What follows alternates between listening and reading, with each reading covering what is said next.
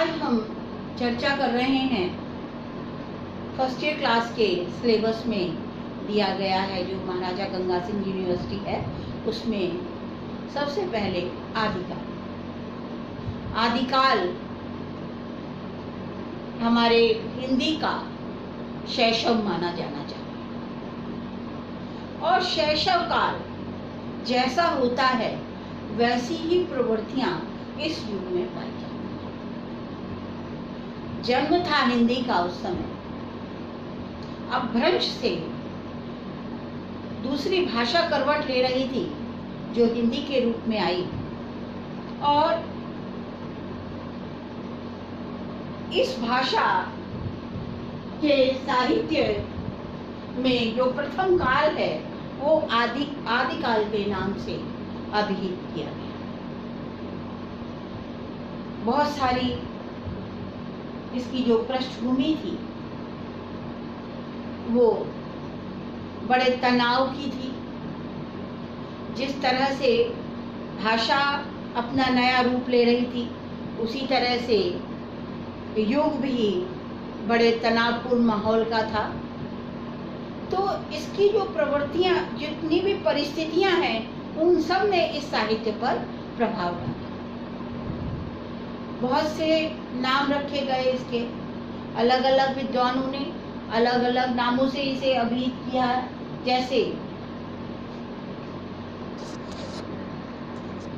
जैसे मिश्र बंधुओं ने इसे आदिकाल कहा, रामचंद्र शुक्ल ने इसे वीरगाथा काल कहा, रामकुमार वर्मा ने इसे चारण काल कहा, और राहुल सांस्कृत्यायन ने इसे सिद्ध सामंत युग कहा, महावीर प्रसाद द्विवेदी ने इसे वीरबपन काल कहा, और आचार्य हजारी प्रसाद द्विवेदी ने मिश्र बंधुओं का ही समर्थन करते हुए इसे आदिकाल कहा।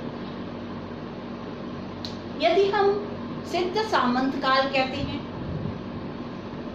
राहुल सांस्कृत्यायन के अनुसार, तब ये केवल सिद्धों का और वीर गाथाओं का काल कहा जा सकता है। तो जितने भी जैन कवियों का साहित्य था, नाथों का साहित्य था, वो जो है उसको वो जगह नहीं मिलती जो उनको मिलनी चाहिए। दूसरा, हम जो है वीर गाथा काल यदि रामचंद्र शुक्ल का नामकरण देते हैं तो केवल 4 वीर गाथाओं को ध्यान में रखते हुए बाकी साहित्य को हम उपेक्षित कर देते हैं।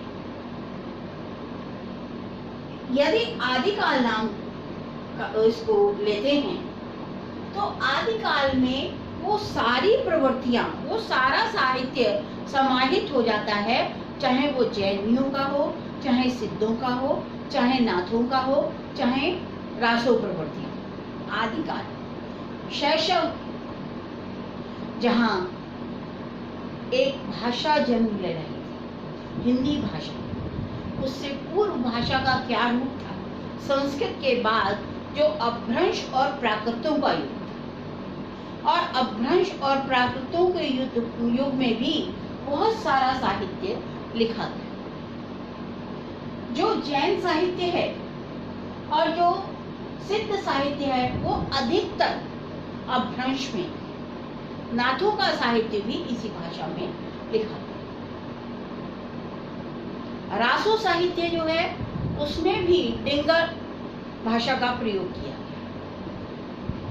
तो युग करवट ले रहा था, साथ ही भाषा भी बदल रही थी, सब कुछ बदलाव का था, परिस्थितियां बहुत अच्छी नहीं थी, बहुत सारे युद्ध होते रहते थे, और जो छोटे छोटे राज्य थे वो ही अपने आप को राष्ट्र समझते थे, बहुत संकुचित राष्ट्रीयता थी, बहुत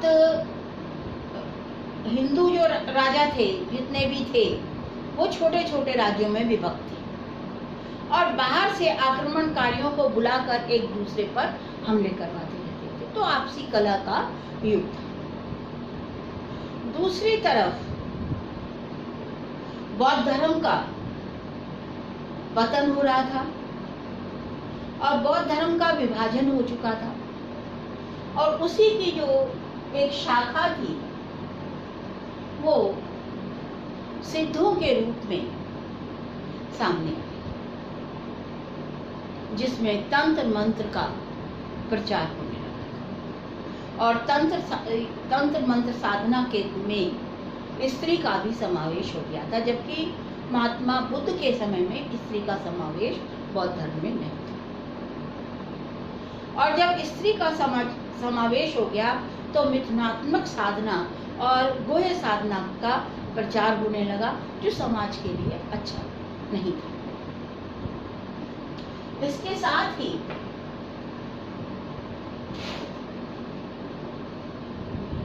जो नाटकों का साहित्य था वो गुरु गोरखनाथ के शिष्यों के द्वारा और गुरु गोरखनाथ के द्वारा लिखा गया, और ये साहित्य ही कबीर और जायसी आदि के साहित्य की पृष्ठभूमि बनी। जैन साहित्य लिखा गया अपभ्रंश और प्राकृत। महावीर जैन की जो रचनाएं थी वो भी वो भी जो है अपभ्रंश में थी। इधर जो है बौद्ध धर्म की जो रचनाएं थी वो भी ज्यादातर जो है जो जातक कथाएं थी वो महात्मा बुद्ध के द्वारा लिखी हुई वो अपभ्रंश में ही और प्राकृत में लिखी गई थी, पाली साहित्य में लिखी गई थी। तो कई सारी भाषाएं और बहुत सारी प्रवृत्तियां मिलकर इस साहित्य को जो है बहुत तरह का बना रही थी। किसी एक प्रवृत्ति के आधार पर या किसी एक के आधार पर हम इसका नामकरण नहीं कर सकते। उसके लिए हमें इसकी सारी पृष्ठभूमि को देखना पड़ेगा। ना तो हम सिद्धों के जो आचार्य हैं, सिद्ध हैं 84 सिद्ध, उनके जो रचनाएं हैं उनको हम विस्मृत नहीं कर सकते, उनको इस साहित्य से नहीं निकाल सकते। इसी तरह से जो विशाल जैन साहित्य है उसको भी हम उपेक्षित नहीं कर सकते। नाथ साहित्य जो हठ योग साधना पर लिखा गया और कबीर आदि की जो पद्धति है साधना की वो भी हठ योग साधना पर ही आधारित है, तो उसको भी हम जो है विस्मृत या उपेक्षित नहीं कर सकते। इसी तरह से जो रासो साहित्य है, रासो साहित्य भी इसके अंतर्गत आ जाता है। तो इस तरह से यदि हम इसका नामकरण आदिकाल करते हैं, जो मिश्र बंधुओं ने सबसे पहले नाम दिया था, उस नामकरण के आधार पर जो है पूरा समग्रता के साथ ये साहित्य आ जाता है। आचार्य रामचंद्र शुक्ल ने इसमें वीर गाथाओं जो पृथ्वीराज रासो और 3 वीर गाथाएं बीसलदेव रासो, परमाल रासो और ये जो 4 रासो ग्रंथ हैं वो बड़े प्रसिद्ध हुए और उसमें तत्कालीन स्थिति का भी पूरा वर्णन मिलता है और राजस्थानी भाषा में लिखे गए हैं। परमाल रासो तो इतना प्रसिद्ध था कि बहुत दिनों तक आला गाया जाता था और लोग जो है लोगों का मनोरंजन का साधन, अब तो बहुत सारे मनोरंजन के साधन हो गए हैं और पहले मनोरंजन के साधन इतने नहीं थे और इतना विकसित नहीं था भारत हमारा, तो लोग जो है अपना मनोरंजन करने के लिए इकट्ठे हो जाया करते थे और फिर आला का गायन गाया करते थे। बहुत प्रसिद्ध हुआ। और बीसलदेव रासो बहुत छोटी सी रचना है, बहुत ज़्यादा बड़ा ग्रंथ नहीं है। हाँ, पृथ्वीराज रासो जो है इसका बहुत बड़ा ग्रंथ है जो चंद्रवरदाई ने पृथ्वीराज के पर लिखा। जितने भी रासो ग्रंथ इस काल में लिखे गए वो सारे के सारे किसी भी आश्रयदाता की वीरता पर आधारित और सभी चारण कवियों के द्वारा लिखे गए। ये चारण कवि युद्ध में भी राजा के साथ जाया करते थे और वो युद्ध में भी अपना सहयोग किया करते थे। तो इन ग्रंथों की विशेषता ये थी कि ये जो ग्रंथ थे ये बड़े ही युद्धों का बड़ा सजीव वर्णन है, पर इनकी राष्ट्रीयता बहुत संकुचित है। अपने छोटे से देश को ही ये राष्ट्र समझा करते थे और अपने पड़ोसी राजा से भी युद्ध में रहा करते थे, जैसे कि पृथ्वीराज रासो और जयचंद। और मोहम्मद गौरी को उसने पृथ्वीराज पर आक्रमण करने के लिए बुलाया था। तो इस तरह से बहुत बड़ा ग्रंथ है जिसमें 19 समय हैं। इसके खंडों का नाम समय है।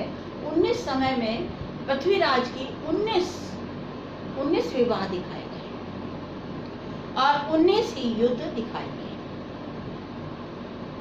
विशालकाय ग्रंथ है और बहुत से लोगों में इसके लिए भ्रांतियां भी हैं।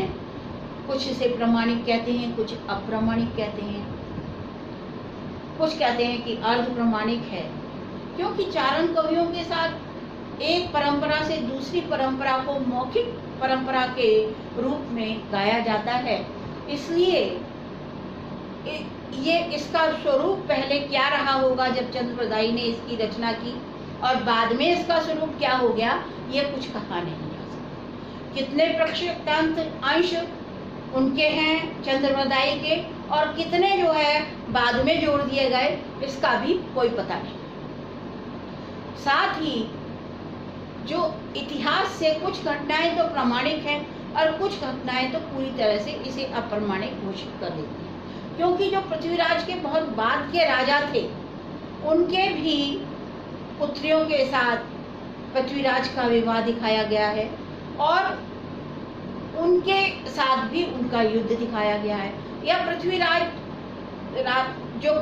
जब थे ही नहीं उस समय भी उसका युद्ध दिखाया गया। तो इसलिए कितना प्रमाणिक है और कितना प्रमाणिक नहीं है उसका अंदाजा नहीं लगाया जा सकता, क्योंकि बहुत बड़ा ग्रंथ है, विशाल ग्रंथ है। युद्धों का बहुत सजीव वर्णन है। वीर और श्रृंगार रस का वर्णन अधिकतर हुआ है और सारे रस जो है इसके सहयोगी रसों के रूप में आए हैं ज्यादातर। अगर हम जैन साहित्य को लें तो जैन साहित्य सारा का सारा अपभ्रंश और प्राकृत भाषा में लिखे हुए हैं और वो भी बहुत महत्वपूर्ण ग्रंथ हैं जिनको विस्मृत नहीं किया जा सकता। जो जैन कवि हैं उनका अभी भी जो है उनके कुछ ग्रंथ जो है वो रखे हुए हैं, जैसे कि हेमचंद का जो है काव्य अनुशासन बहुत बढ़िया ग्रंथ है और व्याकरण ग्रंथ है। तो ऐसे ग्रंथों को किसी भी तरह से विस्मृत नहीं किया जा सकता और भी जितने भी लेखक हैं वो बहुत ही महत्वपूर्ण हैं। इस तरह से आदिकाल में ना तो सिद्धों को उपेक्षित किया जा सकता है, ना किया जा रहा है, ना जैन साहित्य को, ना नाथ साहित्य को और ना रासो साहित्य को। जबकि हम अगर वीर गाथा काल इसे नाम देते हैं तो केवल वीर गाथाओं का युग कहा जाता है। उसमें जो है ना तो हमारे जैन कवि आते हैं, ना ही सिद्ध कवि आते हैं और ना ही हमारे नाथ साहित्य आता है। इसी तरह से रामकुमार वर्मा जी का दिया हुआ चारण काल भी ना तो हमारे जैन कवि आते हैं उसमें और ना ही हमारे सिद्ध कवि आते हैं, ना ही नाथ साहित्य नाथ आते हैं। केवल रासो काव्यों के आधार पर हो जाएगा। इस तरह से एक तो महावीर प्रसाद द्विवेदी का दिया गया बीज पवन काल और आदिकाल में समग्रता देखी जा सकती है और पूरा समग्र जो इसका कलेवर है वो हमारे सामने आ जाता है। इस तरह से जो है जो आपको ये आज बताया ये केवल पृष्ठभूमि थी। आदिकाल कहाँ से शुरू होता है? आदिकाल बड़ा ही तनाव का, मैंने पहले भी आपको कहा, बड़ा ही तनाव का, बहुत सारी प्रवृत्तियों का है, बहुत सारी चीज़ें इसमें थी अलग अलग। और इस तरह से जो है बहुत, जैसे एक शैशव में एक बच्चा होता है और उसकी जो है तरह तरह की हरकतें होती हैं और वो पूरी तरह से जो है सुसंस्कृत नहीं हो पाता उसी तरह से ये साहित्य था। चाहे धार्मिक परिस्थिति को ले लें, चाहे हम राजनीतिक परिस्थिति को ले लें, और चाहे हम इसकी साहित्यिक परिस्थिति को लें, सामाजिक परिस्थिति को लें, सब ही बड़ा उथल पुथल का था। कुछ भी इसमें जो है स्थायी नहीं था। इस तरह से हम अगला जो आपको देंगे वो कल आपको परिस्थितियों के बारे में, इसकी परिस्थितियों के बारे में बताएंगे। आज यही मैं विराम देती हूँ और कल जो है परिस्थितियों के बारे में चर्चा करेंगे।